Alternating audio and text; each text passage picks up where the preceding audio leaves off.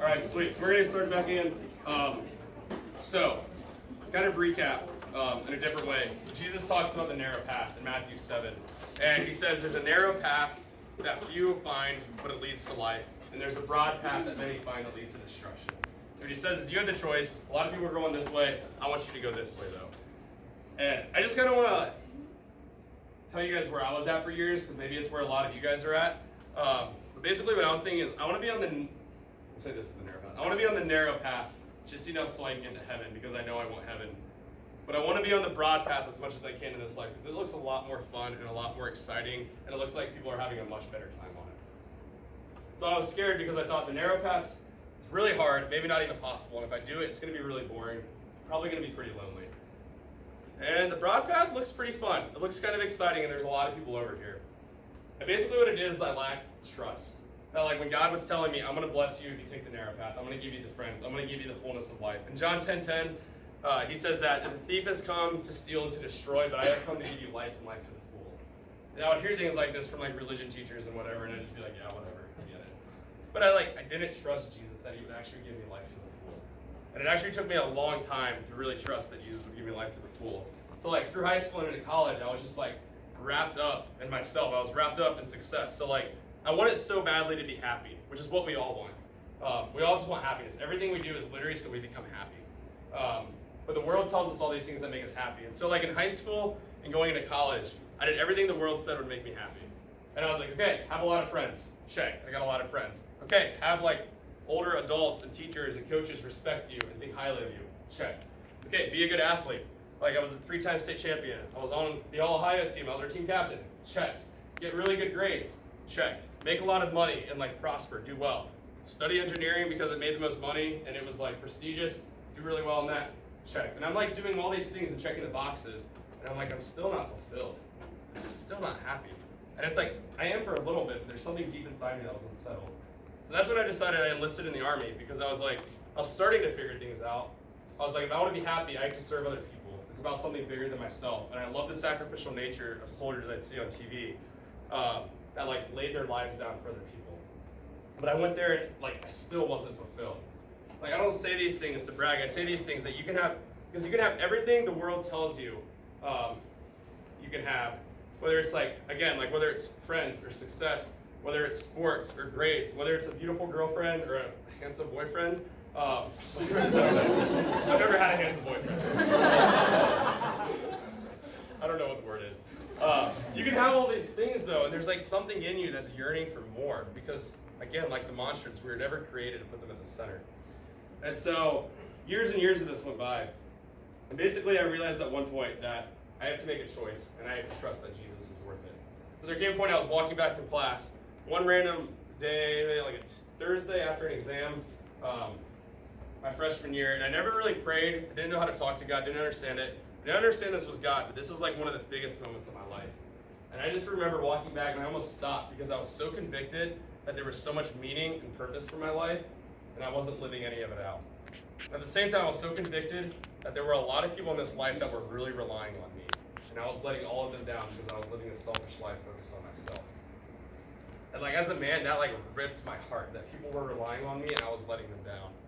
And I remember I just like threw my hands up and I'm like, God, whatever you want me to do, I'll do it. Like, show me how, show me where. I'll do anything you want. Just show me where there's meaning and purpose. Show me who's relying on me. And it took a long time, so like eventually I found the Catholic campus ministry, but like I was one person on Saturday night, I was another person on Sunday morning, and I had like one foot on both sides trying to go down each path, because I didn't realize the broad path and the narrow path go in opposite directions. You can't go down one path and cling to the other path. Eventually we have to make a choice. And Jesus is patient. Jesus loves us a lot. But eventually we have to make a choice. We can't sit in the middle. We can't stay there because we don't know when we're going to die. Like, I don't know, I could die on my car ride home tonight. Am I living a life where I'm seeking Jesus and I'm seeking heaven? I hope that every moment I am, so that I'm confident if I die right now, I'm ready for heaven. I'm ready for Jesus. I'm hoping I could die right now with a smile on my face. So like, at the end of my life, when I die, I'm going to be smiling, knowing that I gave everything I had to this life and I have no regrets, confident where I'm going in the next life. Like, it's hard whenever people are terrified of death because they don't understand what happens after death, or they haven't lived a life that merits anything after death, or they haven't lived a life worth living in the first place.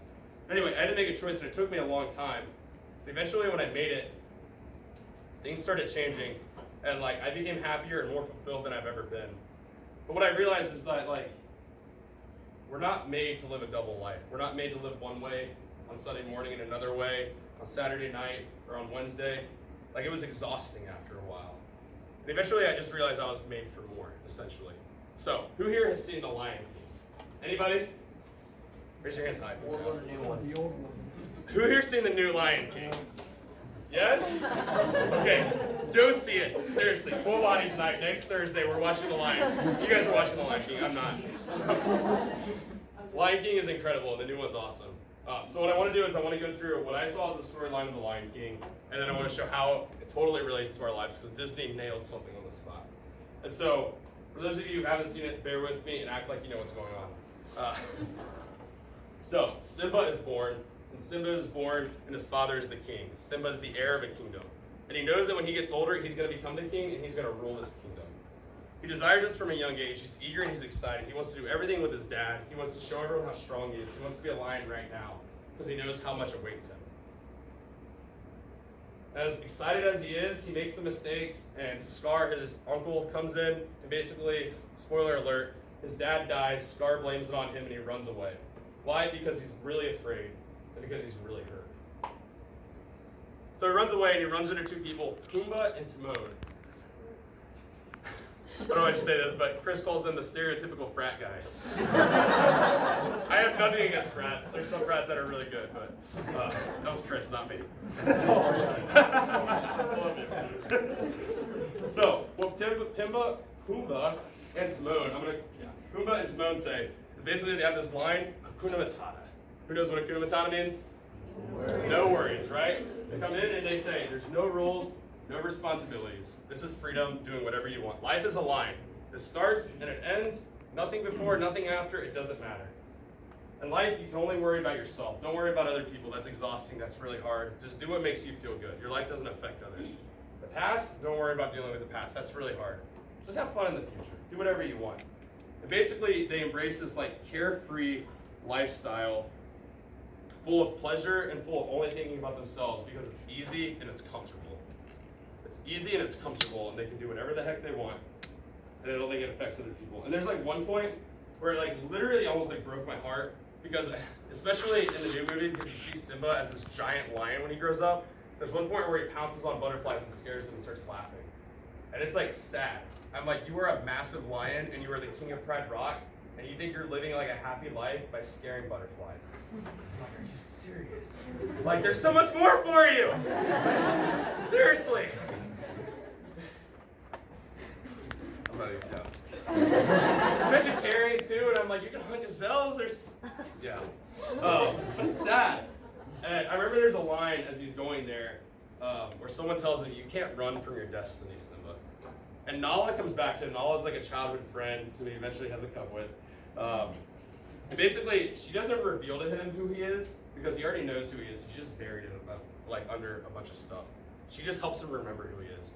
She helps him remember, you're the king, you're in charge of Pride Rock, you're created for more, and other people are relying on you. And then he meets Rafiki, what do you call it? Monkey. Yeah, crazy baboon. And Rafiki has to do is look in water, and Simba sees his father in himself, and hears his father speak to him, and he realizes he has to go back to Pride Rock because he's made for more, and other people are relying on him. And so he goes back, and he sees Pride Rock, and it's desolate. There's nothing. Like, everything is just like, all the dirt it's just dirt. Like, all the grass is gone, trees are gone, all the animals are gone. It's sad. And he knows it's not going to be easy to build it up. He's going to have to drive out the hyenas. He's going to have to face his fears and his wounds. But he doesn't see Pride Rock as it is right now. He sees Pride Rock as it could be.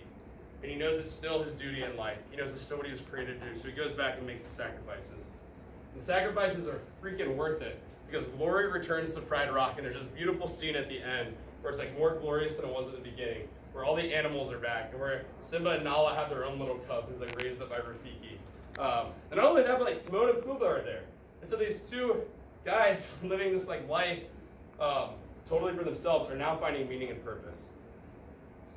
What I want to say is actually this is like a beautiful illustration of my life. It explains my life better than I ever could. And maybe some others, and maybe we're all at different spots. starting out, does anyone remember, was anyone here for Father Witt's talk about baptism? Okay, Father Witt says we're baptized 3 things. What are they? Priest, prophet, and king. Priest, prophet, and king. We're baptized priest, prophet, and king. So Simba is baptized at the beginning. Rafiki, this priestly figure who has all this great wisdom from an outside source, who comes at like life and death events, comes and makes a mark on his forehead and raises him up. It's baptism. He's baptized priest, prophet, and king. I want to focus on king for this. And so we are also priests, prophets, and kings. St. Paul says if we're sons, we're also heirs. Because if we're sons to the Father, to the King of all the universe, that means we're also an heir to the universe. Now we're not just sons, we're also heirs. And I think as kids, like we realize that we're made for so much more.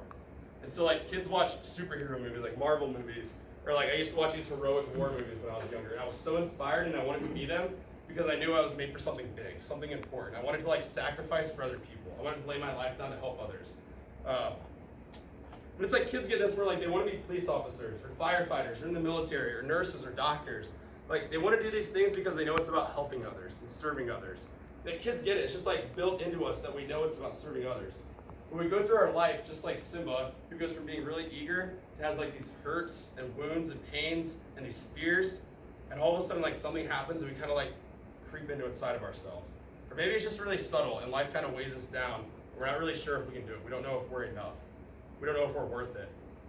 And we start, a lot of times, I started seeking this comfortable life full of pleasure because it was really easy and sacrifice was really hard.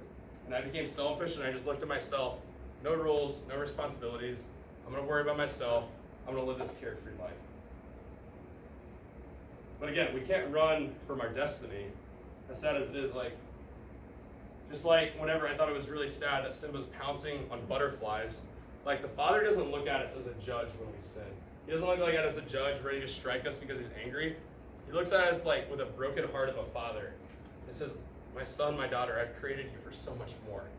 Stop chasing butterflies. You are a priest, you are a prophet, you are a king. I've created you to rule my kingdom, and I need you. And it breaks his heart when he sees us sin, not because he's mad at us, because he knows that we're made for more. And he knows that other people are relying on us. And so, same with my life. I found this point where I was like, wow, I'm really down, living for myself. I'm going through a tough time. I'm pretty sad. But holy crap, I'm made for more. I was like, I have meaning and purpose. People are relying on me. And just like we can't run from our destiny because God chases us down. The difference between Christianity and every other religion in the world is every other religion, man seeks God. Christianity, God seeks man. God came to us to seek us out when we were lost. So when we think about prayer as us seeking God, it's actually God seeking us and us being found. That's the difference, is God wants us so bad in his kingdom that he seeks us and searches us out. And then I began to have these Nala moments where I was like not revealing who I was, but I began to like remember who I actually was. And I had this like moment in the water where like the Father speaks to me, and I see the Father in me, and I realize I'm made for more, and that others are relying on me, and I had to go back to Pride Rock, and I couldn't keep living my life like I was. Back to Pride Rock, and it looks pretty bad sometimes. Like I know we live in maybe a bit of a bubble in this area. I think it's a buzz term, but it's true in a lot of ways. Like I talk to people at Ohio State or this summer at Catholic Youth Summer Camp. I'm talking to middle schoolers and high schoolers who are so young. And when you actually get past a superficial conversation, they know they can trust you and they open up to you. It's really hard because people are going through depression and anxiety, and they're worried about everything in life, and they're afraid of things. They don't know if they're enough. They don't know if they're worth anything in life. They don't know if people care about them. They don't know if they have meaning and purpose. Like as I'm writing this talk, I remember I was sitting at a coffee shop, and all these people are coming in from Crown, and there are like tons of people just sitting by themselves, scrolling through their phone as they eat. I'm like, there's 20 of you guys. Talk to each other. Do something. Like, we're not made to sit by ourselves and scroll. We were made for so much more. And it like broke my heart seeing that. Like, people are hurting and people are alone. People are seeking more and they don't even realize it. And that's on a small scale, but you look at a big scale, like husbands and wives don't understand what it means to love one another anymore. We don't understand what a commitment means. We don't understand like what it means to say, I will be with you until the rest of my life. And so the divorce rate skyrockets because when things get hard, people leave each other. Fathers don't know how to lay their lives down for their sons because they don't understand that my life's not about myself, it's about them now. And so fathers leave their children when things get hard because they're selfish and they're living for themselves. We look at New York, and like New York is trying to like legalize abortion to the point where you can literally kill a baby after it leaves the mother's womb.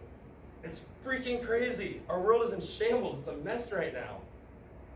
And it's like we need to open our eyes because like, yeah, we live here, but like whether it's on a small scale or a big scale, there's a lot of work to be done, and our world is really hurting. And it's not just that we're created for more, but that people need us. People are actually really relying on us. People see this and we try to numb ourselves. We try to numb ourselves by like wasting time watching Netflix, or like I'm not saying Netflix is bad, but I'm saying like we numb ourselves and numb our hearts by watching a lot of Netflix, or like being in relationships or alcohol or drugs, or focusing so much on grades that we don't think about how bad we're hurting. We focus so much on success that we don't think about how lonely we are. But just like Simba didn't see Pride Rock as what it was, he saw it as what it could be. We need to look at the world not as what it is right now, but what it could be. What it originally was in the Garden of Eden and what God wants it to be. And realize that we actually have a role to play in that. So church really needs us. But I'm going to say the reason the church is hurting, it's not because of the scandals. It's not because of these hard moral stances that we're not budging on. It's not because the culture is so jacked up. The reason the church is hurting is because Christians look just like everybody else.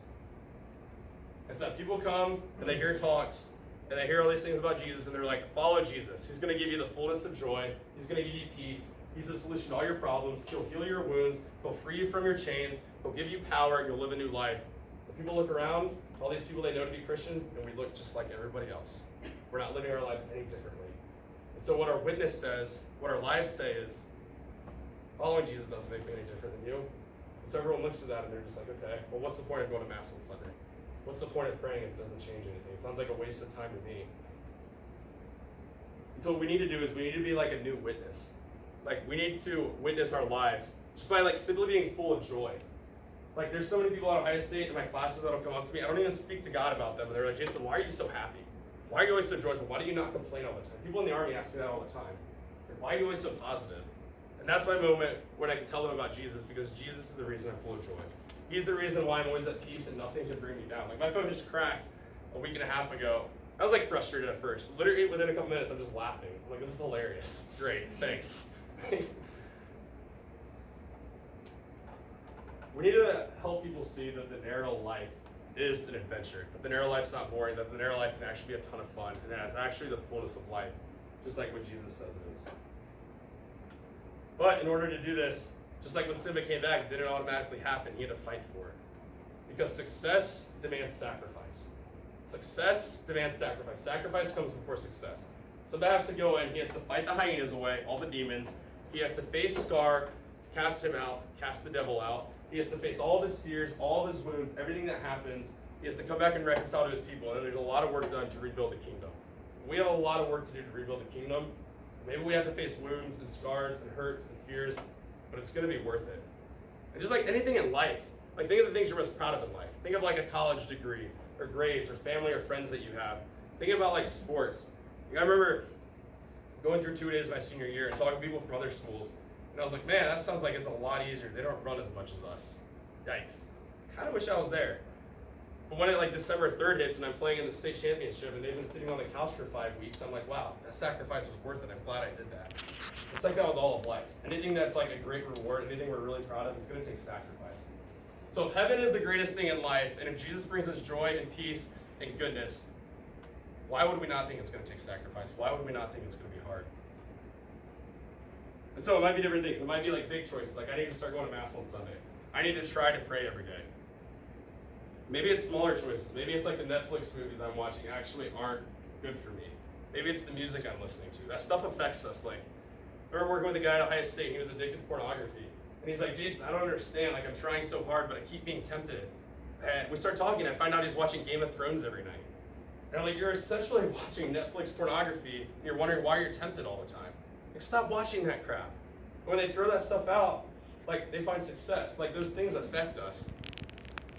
Whether it's like Netflix or music, maybe it's friends or like what we do on the weekends. Like, whenever I started making the decision to stop playing one foot on each path and actually go down the narrow path, I had to like cut off some of my friendships. Not that I ignored them, I still saw them, but I didn't hang out with them on Saturday night. Because we can't hang out with all broad path friends and expect to walk the narrow path. Like, it's not going to happen. We become who we surround ourselves with. And it was hard at first. Sure, it felt a little lonely. But after a while, I was like, wow, I'm making better friends than I've ever had in my life. These are awesome. And I'm like, wow, I'm happier on a Wednesday night than I used to be on a Saturday night. Wow, I don't feel like crap on Sunday morning. This is going to be the best day ever. Like, And like things began to change. And so when I was praying for us, what the Father told me he wanted you guys to hear is simply that it's worth it. That if you give him a chance, and you give him a yes, and you take just one little step, he's going to prove himself to you that it's worth it. And then he can take another little step. Before you know it, you've gotten really far. But he just wants you to know that as hard as it is, the sacrifice you make, it's worth it. And we have to want it. Like, there's one time at a talk at Ohio State, someone asked, I want you guys to close your eyes and ask God why you're not living more of a saintly life, why you're not holier right now than you are. And I remember I shut my eyes and immediately the first thing I heard is, it's because you don't want it bad enough. Yikes. God was right though, I just didn't want it bad enough.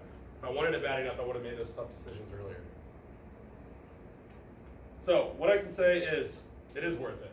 It's been worth it in my life. So 1 Peter 1:8 says, though we do not know God, we believe in him. We have an inexpressible and glorious joy. And that's like my life right now. It's an inexpressible joy. Like I'm wrecking myself on the way home from Columbus today to tell you guys how blessed I am and how full of a life I'm living, and I can't even put it into words. Like I walked into Mass yesterday, I was at a wedding yesterday in Columbus, and I see like not even half of my old friends from Columbus. I just see a fraction of them, and in the middle of the Mass I just break down in gratitude because I'm so grateful for such incredible friends who care so much about me. Memories start flooding back of all these things we would do and how much fun we had and how we had the fullness of life and how much joy we had, like late night conversations or like adventures doing stupid stuff throughout Columbus or like running retreats and bringing people to Jesus in something that mattered. And I'm like breaking down during Mass because there's this inexpressible joy that fills me, a glorious joy. And that joy doesn't have to wait to heaven. It's not that we die and then God gives us heaven, it starts right now. Just like the relationship with Jesus starts right now, the fruits of heaven start right now. Heaven is amongst us right now. And so like we can experience the joy of heaven right now. And Philippians, St. Paul says that we obtain peace that surpasses understanding. So the world says peace comes from understanding. St. Paul says no, if you believe in Jesus, if you follow Jesus, peace surpasses understanding. So like I'm about to leave to head to Denver, study to be a priest, and I don't know a lot about what's going to happen.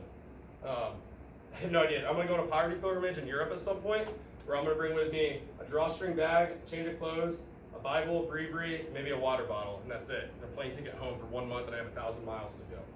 I don't understand what's going to happen. I have no idea, but I'm not the least bit anxious about it. Not the least bit. Like, saying goodbye to friends and family has been the hardest thing I've ever done in my life. But like, there's this deep, like, peace and joy that surpasses all understanding that I have in the midst of it. Because I know I'm following God and I know I'm doing His will. So, we're wrapping up. What I want to say is, like, we can trust the Father. We can trust that it's worth it. Because, like, when my discernment started, I was at a first confession, and I was looking at these priests, and I was inspired, and I'm like, wow, that looks awesome. And I heard a little voice in my head say, you know, Jason, you can do that too. And I was just like, thank God I can be a priest. This is going to be the greatest thing ever. I won't get married or have kids. Sounds great. Thank you, Jesus. Not what I said. Literally the first words I said were, crap. You got to be kidding me. And I was like trying to convince myself that it wasn't God, it was me. But I was at the point where I was like, Father, I trust you. I know you have what's best for me. I know you know me better than I know myself, and I know you desire my happiness more than I desire my own happiness. So whatever you want from me, I'll do. All cards are off the table. You do whatever you want, and I'll follow you because I trust you, even if the plan seems all out of whack.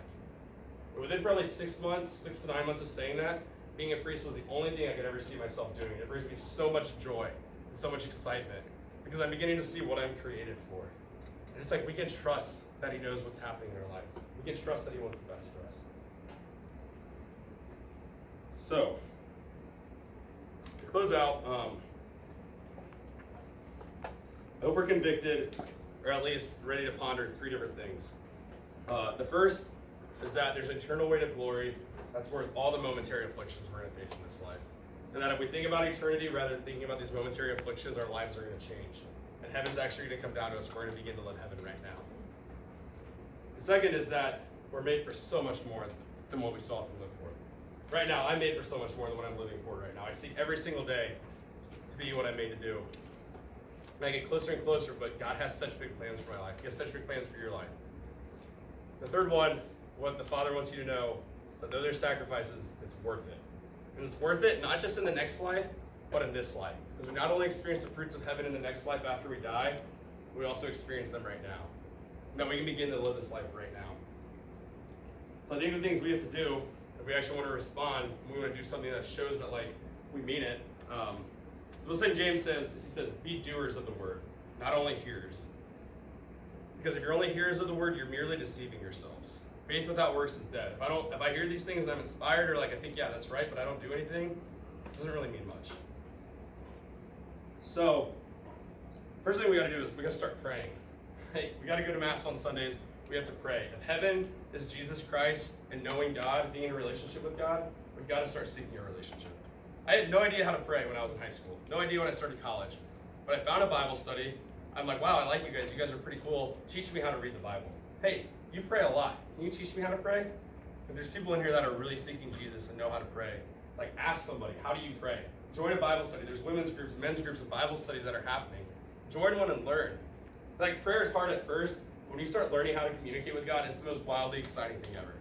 I was talking to Sarah Caney, who ran at Ohio State, and I was saying it's like running. When you first start running, it really sucks. Like, I went on a run today, I'm hurting right now. I didn't realize how fat I got over the summer. It sucked. But if I keep doing it for a few weeks, eventually I'm gonna like enjoy it, and I'm gonna want to do it. And maybe I'll even invite people with me because I think it's so good. And then I have a group of people. And prayer is the same way. If you learn how to do it and you start doing it more and more, like it's my favorite part of the day, Mass and prayer. Favorite part of the day, I love it. As weird as that sounds. I am weird, that's fun. Prayer and then community. We can't do this alone. We can't be with everybody on the broad path all the time and expect to be on the narrow path. We need to find friends that are worth being around because we become who our friends are. Awesome group here, a lot of really cool people doing a lot of really cool things. Find some friends. Play sand volleyball on Wednesday, it's awesome. 6:30 at the park, greatest time. The last thing is we just need to start making choices for heaven. We just need to start making choices so we're not just hearers of the word, but that we're doers of the word. Jesus is patient, he loves us, he wants us there more than we do. But we can't just presume that we're going to get to heaven in delay because we don't know when we're going to die. And eternity is so big that I don't want to gamble with my eternity. I don't want to gamble with my eternity because that means a lot. And this life means a lot. On Judgment Day, there's no excuses. It's you and God. Is it God or is it not God? Who was at the center of my mantra since I've lived my life? So it's worth it, guys. In this life and in the next, it's worth it, I promise you. Let's close in prayer. In the name of the Father, Son, Spirit. Amen. Father, I thank you so much for creating us, for so much. I thank you for the ways you bless us our entire lives. I thank you for the ways you bless this community. I thank you for the ways you bless every individual in here. I thank you for creating us for so much, for giving us a life full of joy and excitement. I thank you for being so patient with us. Father, I just pray that you would open hearts up right now, that every person in this room, myself included, would know the goodness of following you, would trust you, or we would have the grace to just take one step towards you, whatever that might be. I pray that you would open our hearts up to hear your voice in prayer, that we would begin to live eternal life in knowing you even right now. I pray that you would take away all fear in the name of Jesus Christ, that the broad path is full of exciting adventure. I pray that you would take away fear of being lonely or being afraid of being on the narrow path. I just pray that you would come and show that you can heal wounds, that you can break chains, that you bring freedom, and that you bring power. I ask you to give us holy friendships. So you bless this group and then just convict our hearts that it's worth following you. So we pray to you, our Father, whom we love and whom we are so loved by. Let's pray, our Father, who art in heaven, hallowed be thy name. Thy kingdom come, thy will be done, on earth as it is in heaven. Give us this day our daily bread, and forgive us our trespasses, as we forgive those who trespass against us. And lead us not into temptation, but deliver us from